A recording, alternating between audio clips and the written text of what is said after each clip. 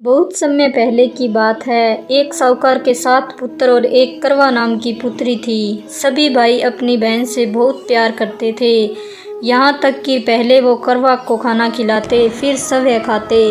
एक बार उनकी बहन ससुराल से मायके आई थी।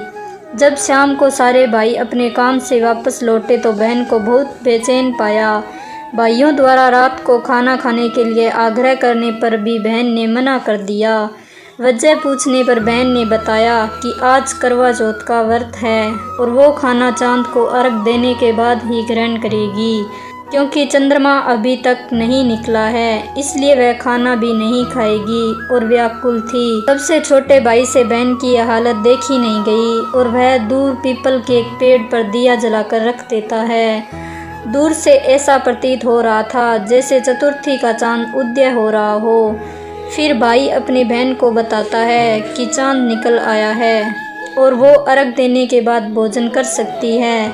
बहन खुशी से जल्दी जल्दी चांद को अर्घ देकर भोजन ग्रहण करने लग जाती है, लेकिन जैसे ही वो पहला निवाला मुख में डालने लगती है तभी उसको छींक आ जाती है। दूसरा निवाला मुँह में डालने लगती है तो उसमें बाल आ जाते हैं और जैसे ही वो तीसरा निवाला मुँह में डालने लगती है तभी उसको अपने पति की मृत्यु की खबर मिलती है। वह एकदम से बौखला उठती है और अपनी सुध बुध खो बैठती है।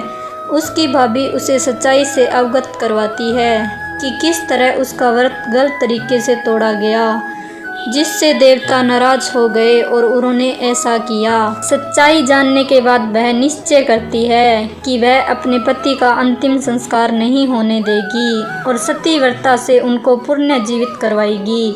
पूरे 1 वर्ष तक वह अपने पति के शव के पास बैठी रहती है और उसके शव पे उगने वाले सुईनुमा घास को एकत्रित करती रहती है।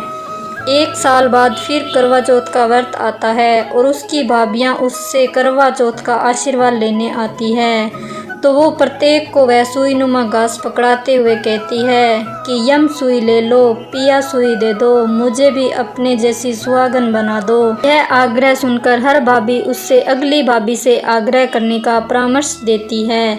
इसी तरह जब छठे भाई की बीवी की बारी आती है तो वह कहती है, सबसे छोटे भाई की वजह से उसके पति की मृत्यु हुई है, इसलिए केवल उसकी पत्नी में ही यह शक्ति है जिससे तुम्हारा पति पुनः जीवित हो सकता है। जब वो तुमसे आशीर्वाद देने आए तो उसे पकड़ लेना और इच्छा पूरी होने तक छोड़ना मत। जब सबसे छोटी भाभी आशीर्वाद लेने आती है तो करवा उसे सुहागन बनने का आग्रह करती है, लेकिन वह टाल मटोल करने लगती है।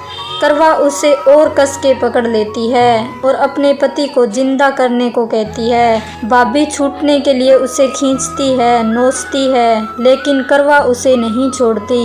अंत में उसकी तपस्या देख भाभी पसीज जाती है और अपनी छोटी उंगली को चीर उसमें से अमृत निकाल उसके पति के मुँह में डाल देती है। इतने में ही उसका पति श्री गणेश का मंत्रोच्चारण करना पुनः जीवित हो जाते हैं। इस प्रकार प्रभु कृपा से उसका पति फिर से जीवित हो जाता है।